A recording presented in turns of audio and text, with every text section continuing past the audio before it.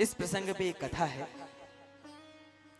एक बड़ा ही मोटा मनुष्य था, बहुत अधिक खाता था और एक सबासेर एक बार में खा जाता। घर वाले परेशान हो गए, कुछ काम धाम करता नहीं है, खाता है और सोता है। हम जितना कम खाएंगे उतनी कम नींद आएगी। गांधी जी बस एक रोटी खाते थे और 2-2.5 घंटे में उनकी नींद परिपूर्ण हो जाती थी। जितने भी संत हैं वे अल्पाहार करते हैं तो नींद भी कम ही आती है। और एकादशी व्रत के दिन भोजन क्यों नहीं करना चाहिए, जिससे नींद भी नहीं आएगी और रात भर भगवान का भजन करना चाहिए, नाम जप करना चाहिए, नाम कीर्तन करना चाहिए।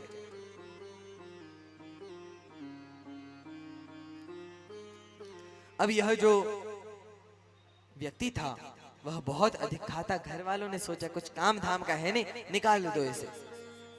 घर वाले भी आपका तभी तक साथ देंगे जब आप किसी काम के हो, और जब किसी काम के नहीं रहे, जब किसी लायक नहीं रहे, नालायक हो जाओगे तो आपको भी घर से निकाल दिया जाएगा। फिर जब कोई सहारा नहीं रहता तब भगवान सहारा बनते हैं।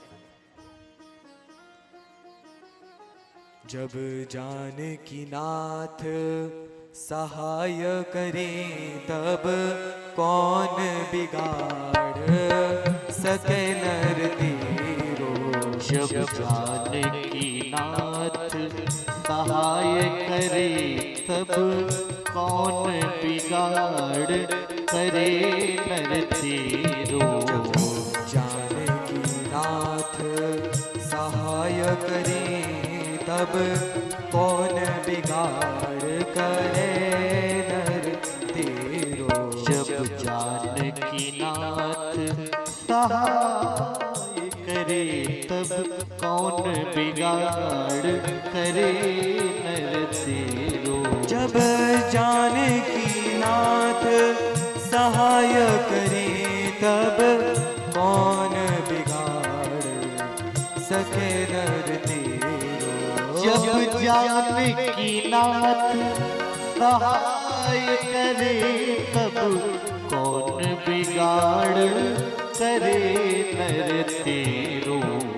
जानकी नाथ सहाय करे तब कौन बिगाड़ करे नर तेरो। जानकी नाथ सहाय करे तब कौन बिगाड़ करे नर तेरो। जानकी नाथ।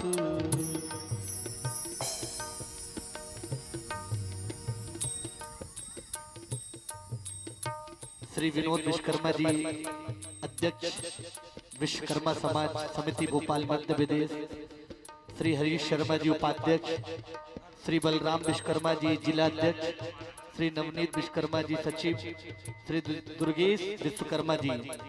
आप सभी से निवेदन है कि कृपया श्रीमद् भागवत महापुराण का पूजन कर, व्यास पूजन कर आप सभी लोग स्थान पर ग्रहण हो और भाव से आप सभी लोग कथा श्रवण करें।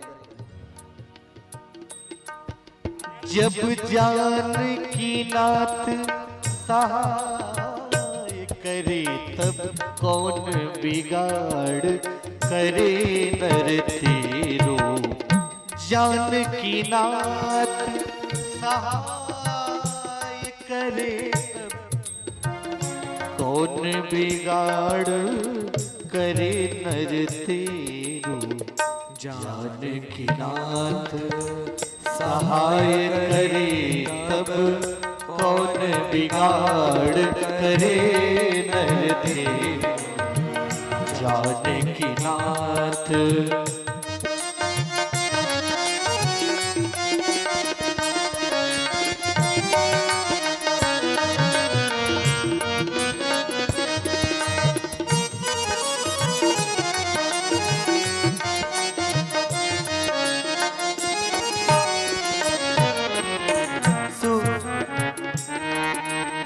सूरज मंगल सोम भृगु सुत। सूरज मंगल मंगल सोम भृगु सुत बुध और गुरुवर दायक तेरो। सूरज मंगल सोम भृगु सुत बुध और गुरु वरदायक तेरो। राहु केतु की नहीं है गम्यता, संग शनिचर होत हुचेरो। राहु केतु की नहीं गम्यता, संग शनिचर होते हुचेरो। जानकीनाथ सहाय करे तब कौन बिगाड़ सके नर तेरो। जानकीनाथ सहाय करे तब कौन बिगाड़ करे नर तेरो। जानकीनाथ सहाय करे तब कौन बिगाड़ करे नर तेरो। जब जानकीनाथ सहाय करे तब कौन बिगाड़ करे नर। अब भगवान जिसकी रक्षा करते हैं उसका कोई कुछ नहीं बिगाड़ सकता। जाको राखे साइया मार सके ना कोई, और जाको मारे साइया राख सके ना कोई। तो यहाँ पे इसको घर वालों ने निकाल दिया, लेकिन भगवान किसी को भूखे पेट नहीं रखते। अब वह घूम रहा था, उसको भी क्रोध आ गया, रहना ही नहीं है घर पे। वह भी क्रोध में दौड़ा वन की ओर। अब शाम हो गई, उसे तो अधिक खाने की आदत थी, गुस्से में आ गया दूर। अब वह आश्रम ढूंढे कहीं कुछ खाने को मिल जाए। वह देखता है कि संतों की टोली है, जमात जा रही है, सब अच्छे मोटे तगड़े संत। वह बड़ा प्रसन्न हो जाता है कि राम जी कहीं ना कहीं से तो कृपा कर ही देते हैं। ये इतने मोटे संत हैं, अधिक खाते होंगे इसीलिए तो मोटे हैं। उनके पास गया, महाराज जी शिष्य बना लीजिए, चेला बना लीजिए। बोले ऐसे थोड़ी ना शरणागति होती है, पहले कुछ वर्ष तुम यहाँ रहो, साधन करो। बोले महाराज मैं ऐसा चेला नहीं बनना चाहता, मुझे तो बस खाने पीने को मिलता रहे, बस मैं इसीलिए चेला बनना चाहता हूँ। उसने निश्चल स्वभाव से सब सच सच बात कह दी। संत कहते हैं ठीक है, तुम्हें हम यहाँ रख लेंगे, घर वालों की भी डांट नहीं खानी पड़ेगी, परंतु तुम्हें एक काम करना पड़ेगा। बताइए महाराज मरता क्या नहीं करता, आप जो कहोगे सब करूंगा। अच्छा सब करोगे, बस तुम्हें अधिक काम नहीं करना, भगवान का नाम जपना है, भोजन पाना है, और जो थोड़ी बहुत साधुओं की सेवा हो परसने की, भोजन की ही सेवा तुम्हारे लिए है, उसको करना। जो आज्ञा महाराज। महाराज परंतु मैं एक बार में 1.25 सेर भोजन करता हूँ। महाराज ने कहा 2.5 सेर करो, कोई यहाँ पे बहुत भोजन है, बहुत प्रसाद मिलता है, उसकी चिंता तुम मत करो। अब बड़े ही अच्छे से उसके दिन बीत रहे थे। 10 दिन बीते, उसके बाद आई एकादशी। अब उसका अभ्यास था कि वह डोल डाल बाद में जाता था, स्नान करने बाद में जाता था, पहले वह रसोई में देखता था बना क्या है। अब वह गुरुजी के पास गया दौड़ता हुआ, गुरुजी आज तो रसोई में कुछ बना ही नहीं है। बोली तुम्हें कैसे पता, तुमने स्नान कर लिया? बोला गुरुजी वो तो मैं स्नान के पहले ही दर्शन कर लेता हूँ। बोले ये बात सही नहीं है, ऐसा नहीं करना चाहिए तुम्हें। ठीक है गुरुजी अब से नहीं करूंगा, मुझे पता नहीं था। गुरुजी प्रसन्न हो जाते हैं, जो बोले वह निश्चलता पूर्वक सरलता से मान ले। कहा कि आज एकादशी है, आज यहाँ हम साधु हैं ना, तुम भी साधु बन गए हो ना, तो भोजन नहीं करेंगे। बोला महाराज यदि हमने एकादशी रख ली तो हम तो द्वादशी देखा ही नहीं पाएंगे। अब एकादशी का व्रत कर लिया तो सूरज देखने के लिए बचेंगे ही नहीं, फिर पाप और पुण्य की बात दूसरी है। अब गुरुजी को लगा कि बड़ी गंभीर अवस्था है, गंभीर बात है, सोचना पड़ेगा। कहा देखो ये तो साधुओं का स्थान है, यहाँ तो तुम्हें भोजन बनाने के लिए आज्ञा नहीं दी जाएगी।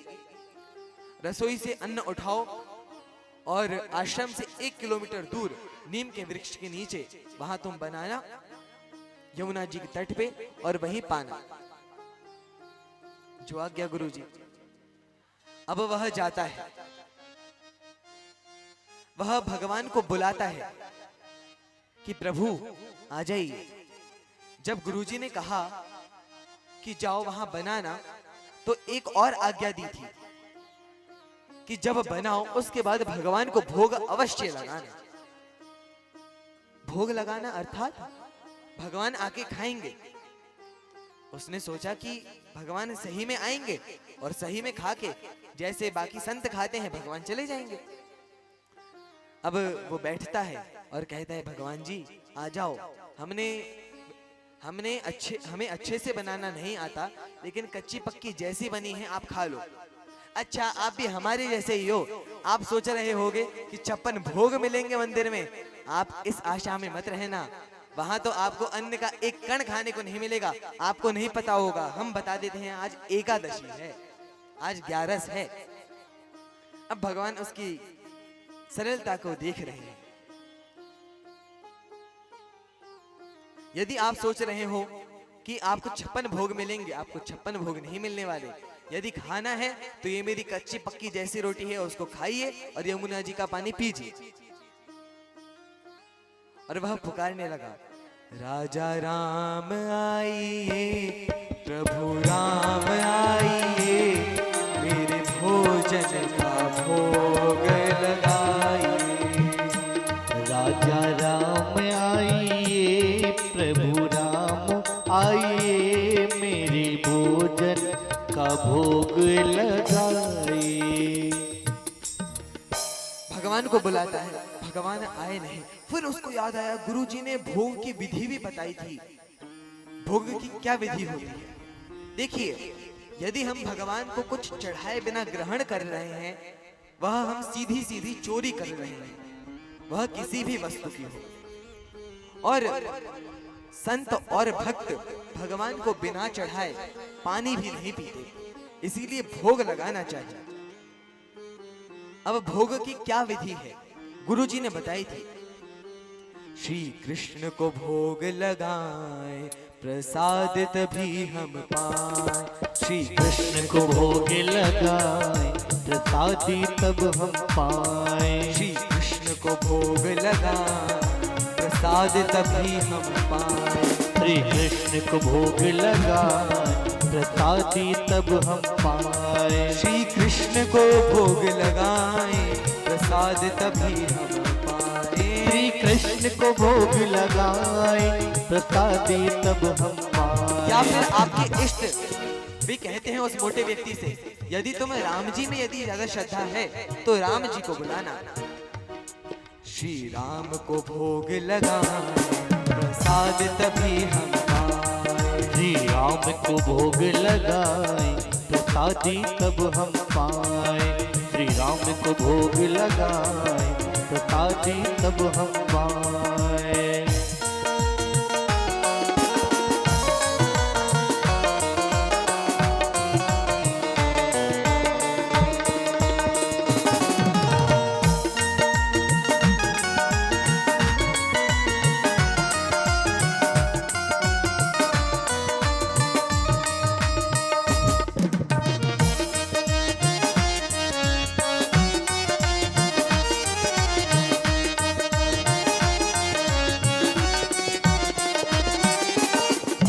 गुरुजी ने कहा था, भोग बिना भोजन चोरी कहलाता है।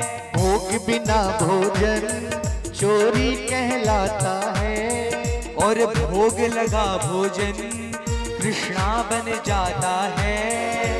भोग लगा भोजन कृष्णा बन जाता है। हाँ, भोग बिना भोजन चोरी कहलाता है। भोग बिना भोजन चोरी कहलाता है। और भोग लगा भोजन राघव बन जाता है। और भोग लगा भोजन राघव बन जाता है। हाँ भोग लगाने पर, हाँ भोग लगाने पर भगवान जी आते हैं। अरे भोग लगाने पर ब्रह्मा ऋषि आते हैं। भावनाओं पर ही कृपा बरसाते हैं। इन भावनाओं पर कृपा बरसाते हैं।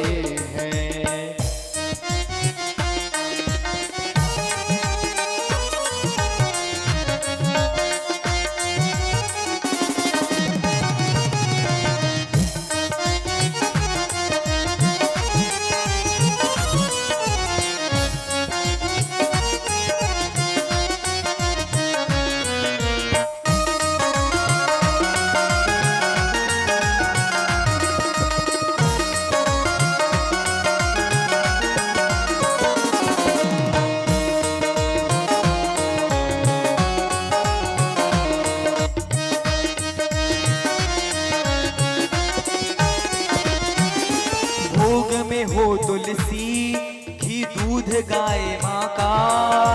भोग में हो तुलसी घी दूध गाय माता। महामंत्र की ध्वनि हो हृदय हो श्रद्धा का। महामंत्र की ध्वनि हो हृदय हो श्रद्धा का। तन मन की शुद्धता हो, तन मन की शुद्धता हो और भाव विभल हो मन। तन मन की शुद्धता हो और भाव विवल हो मन। बस प्रेम से कर दीजिए भोग उन्हें अर्पण। बस प्रेम से कर दीजिए भोग उन्हें अर्पण। भगवान स्वयं चले आए प्रसाद तभी हम पाए। भगवान स्वयं चले आए प्रसाद तभी हम पाए। श्री कृष्ण को भोग लगा प्रसाद तभी हम पाए। श्री कृष्ण को भोग लगाए प्रसाद तभी हम पाए।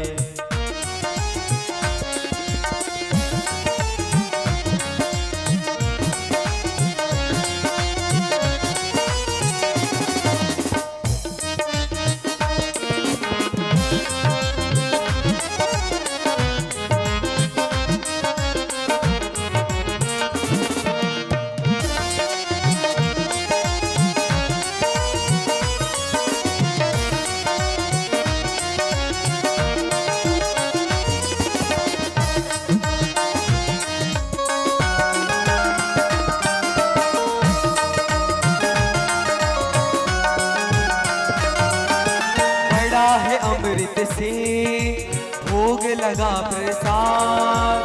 बड़ा है अमृत से भोग लगा प्रसाद। प्रसाद से मिट जाते कष्ट ताप संताप। प्रसाद से मिट जाते कष्ट ताप संताप। प्रसाद से बढ़ कर के, प्रसाद से बढ़ कर के नहीं है कोई दान। प्रसाद से बढ़ कर के नहीं है कोई दान। जो पतित पाए प्रसाद वो होने का कल्याण। जो पतित पाए प्रसाद वो उसका है कल्याण। हरे कृष्ण महामंत्र गाए प्रसाद तभी हम पाए।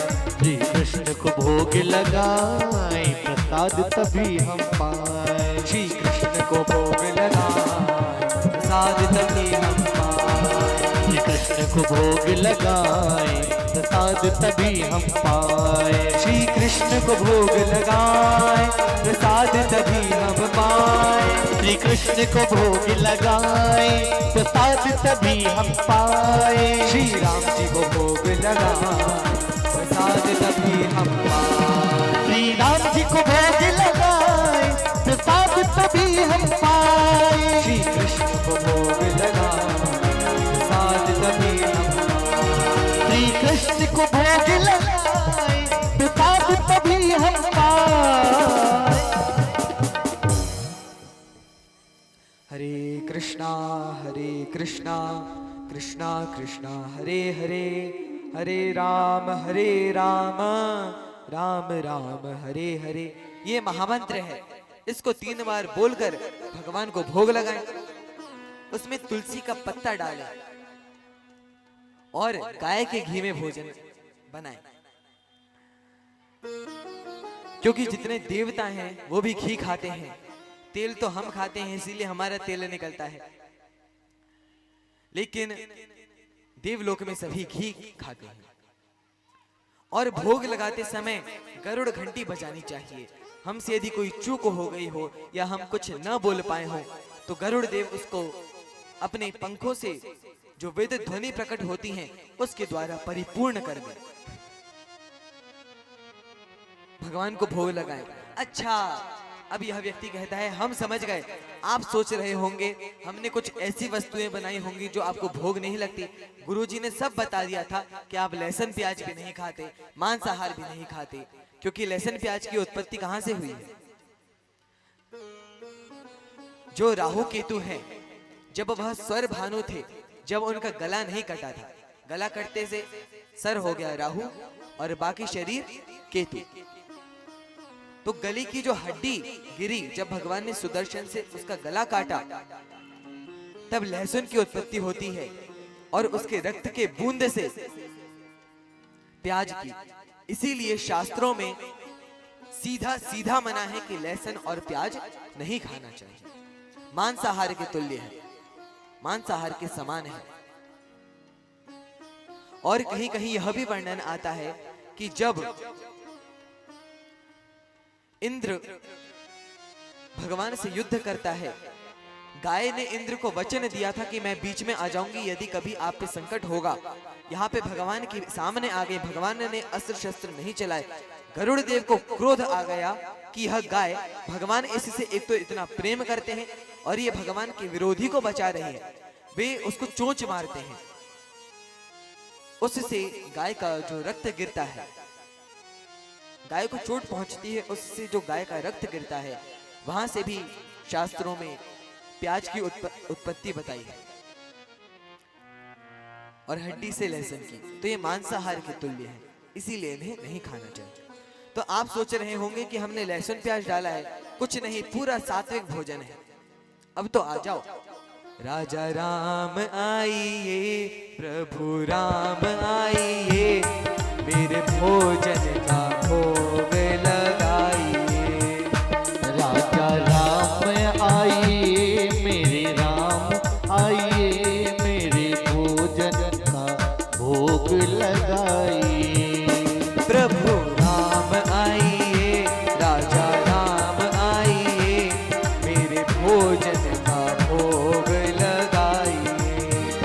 मेरे भोजन का भोग लगाइए, मेरे भोजन का भोग लगाइए। आ जाइए प्रभु। अब भगवान ने सोचा कि यह तो जानता नहीं है कि विग्रह को भोग लगता है, यह इतना सरल है। ऐसे भक्तों के तो भगवान भी दर्शन के लिए तरसते हैं। भगवान दर्शन दे देते हैं, भगवान आ गए प्रसाद पाने, वो बड़ा खुश हुआ, हृदय से खुश होता है, मन से दुखी होता है। अब वह मन से दुखी क्यों हुआ? क्योंकि उसने बुलाया था राम जी को, साथ में आ गई सीता मैया।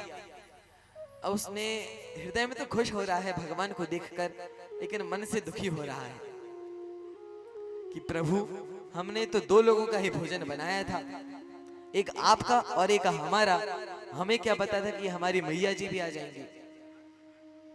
भगवान कहते हैं ये हमारी अर्धांगिनी है, हमारी आधी शक्ति है, हम इनको कैसे त्याग दें? वो कहता है ठीक है, अब आप आ ही गए हो तो खा ही लो। भगवान कहते हैं परसो, वह परस के देता है। राम जी खाने लगे, सीता मैया भी खाती हैं।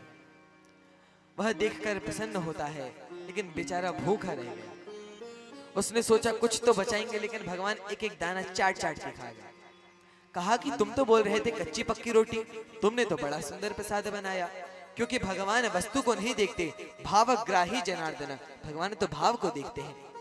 और उसकी तारीफ करी तो वो बड़ा खुश हो गया, सीधा सरल भक्त। अब राम जी कहते हैं अब हम जाएं? बोले हाँ आप जाइए। राम राम। अब राम जी से राम राम करके उन्हें विदा कर दिया। अब राम जी अपने धाम पहुंचते हैं, ये आश्रम में पहुंचता है।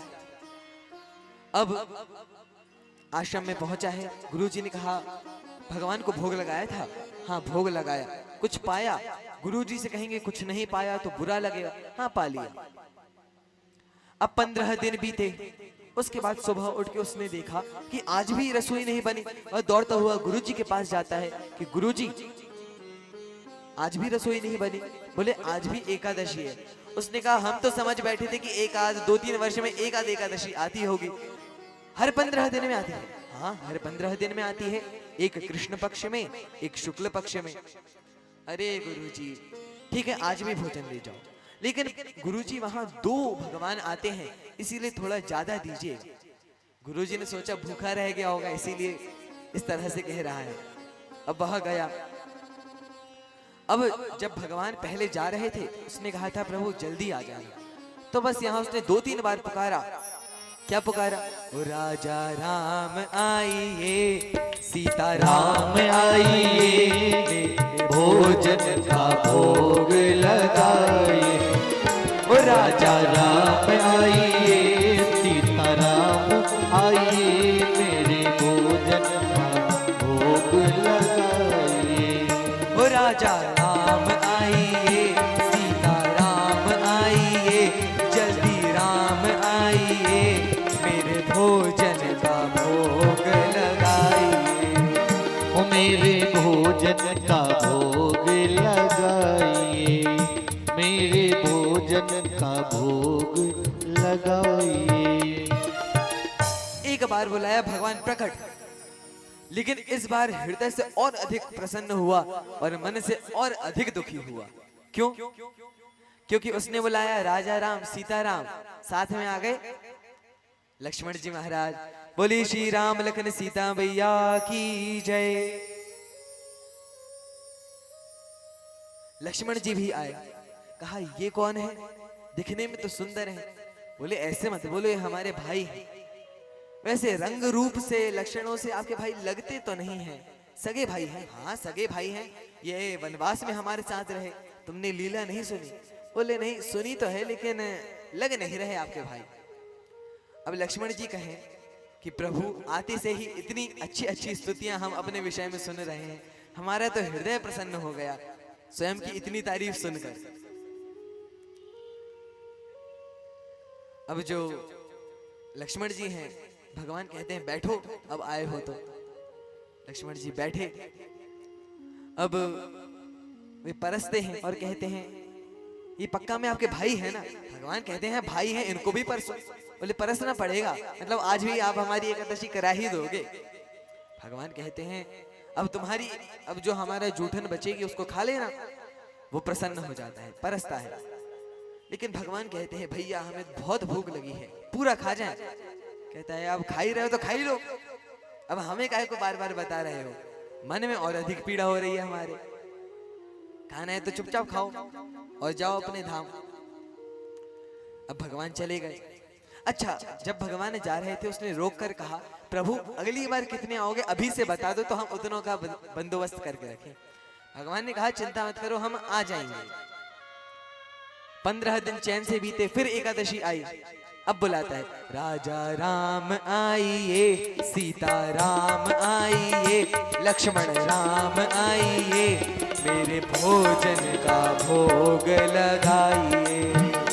राजा राम आइए, सीता राम आइए, मेरे भोजन का भोग लगाइए। हाँ राजा राम आइए, सीता राम आइए, लक्ष्मण राम आइए, मेरे भोजन का भोग लगाइए।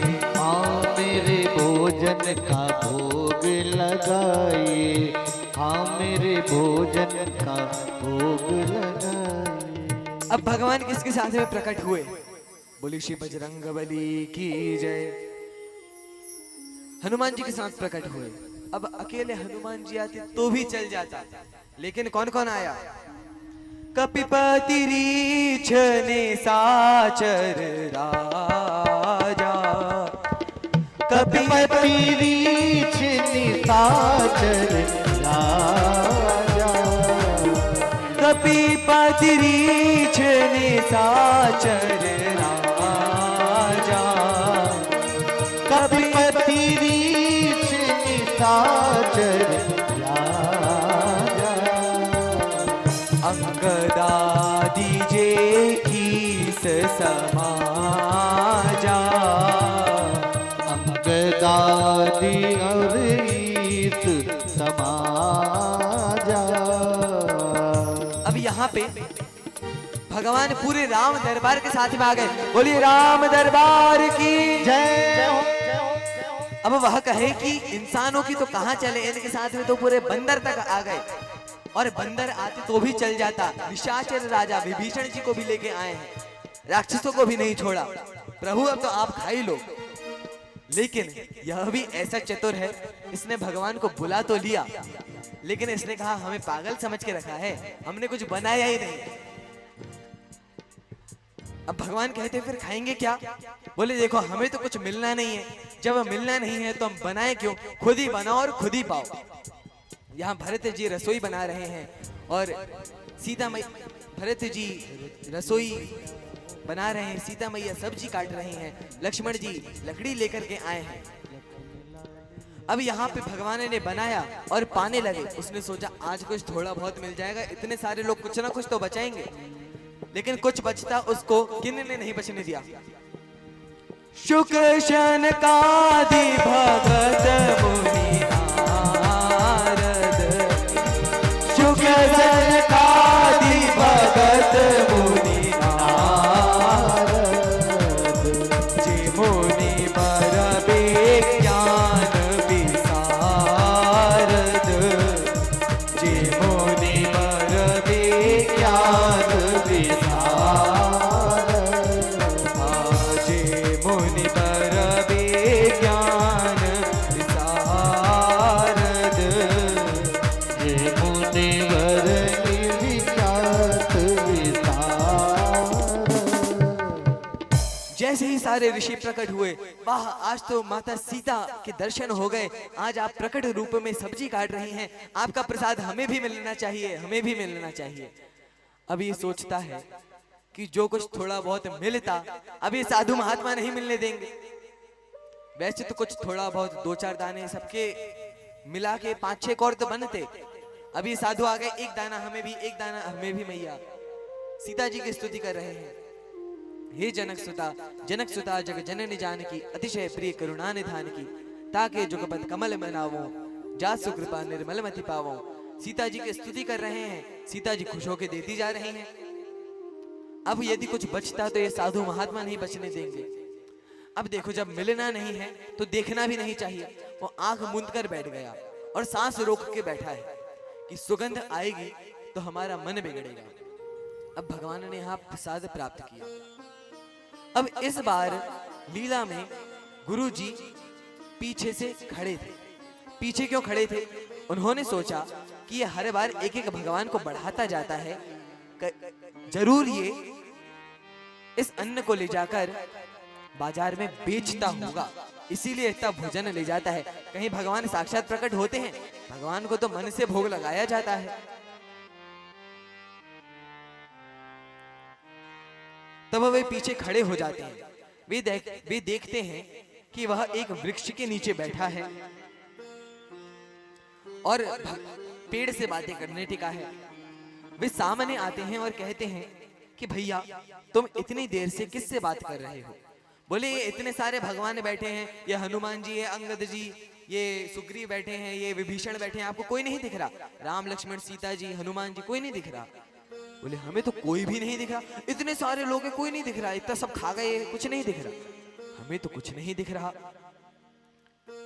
अब वह भगवान से शिकायत करता है, प्रभु आप मुझे दिख रहे हो, मेरे गुरुजी को नहीं दिख रहे, आप हमेशा चालाकी करते हो। अब मेरे गुरुजी आपको डांटेंगे इसीलिए आप उन्हें दिख नहीं रहे। नहीं, तुम्हारे गुरुजी को नहीं दिखेंगे। क्यों नहीं दिखोगे? आपको दिखना पड़ेगा। नहीं नहीं, क्यों नहीं दिखेंगे? अब गुरुजी ने कहा क्या बोल रहे हैं भगवान? तब वह शिष्य कहता है कि ये गुरुजी कह रहे हैं कि ये आपको दर्शन नहीं देंगे। क्यों? वह पूछता है आप हमारे गुरुजी को दर्शन क्यों नहीं दोगे? क्योंकि आपके गुरुजी सरल नहीं है, उनका हृदय सरल नहीं है। ये जैसे ही गुरुजी ने सुना है, उनकी आंखें निर्मल हो गईं, आंखों से जल बहने लगा, ज्ञान वैराग्य सब प्राप्त कर लिया, संसार से दूर हट गए। लेकिन जिस बात से, जिस सरलता से भगवान मिलते हैं, बस वह सरलता ही नहीं आई, जीवन बर्बाद चला गया, यह जीवन निरर्थक हो गया। ये सुनते ही उनका हृदय भी सरल हो गया, भगवान उन्हें भी दर्शन देते हैं। लगन सिया रामचंद्र भगवान की जय। इसीलिए जो राम जी हैं, उन्होंने नवधा भक्ति में वर्णन किया है कि प्रथम भगति संतन कर संगा, साधु संग, फिर मेरी कथा का श्रवण, फिर गुरुपद सेवा, उसके बाद निश्चल भाव से मेरी भक्ति, मंत्र जाप में दृढ़ विश्वास, पंचम भगति सुवेद प्रकाशा, मंत्र जाप में दृढ़ विश्वासा, पांचवी भक्ति छठदम शील, विरति बहुकर्मा, वैराग्य के साथ में भगवान की भक्ति करना, सातवां सब स्थान पे भगवान के दर्शन करना, आठवां हमेशा संतुष्ट रहना, कभी भी और पाने की इच्छा न होना, और नवा क्या है?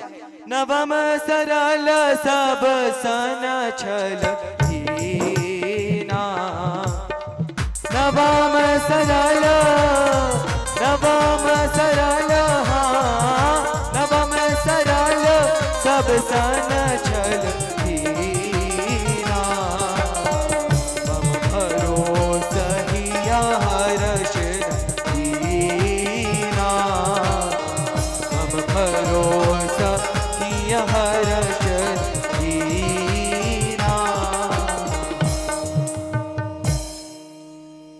नवम भक्ति है सरलता।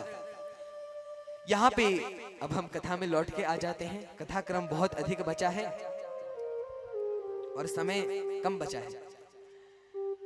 हरे कृष्णा कृष्णा कृष्णा हरे हरे, हरे राम राम राम हरे हरे। यहाँ नंद बाबा एकादशी का व्रत करते हैं और हम सभी को भी प्रेरणा देते हैं कि हम सभी को भी निश्चल भाव से भगवान की भक्ति प्राप्त करने के लिए एकादशी व्रत रखना चाहिए।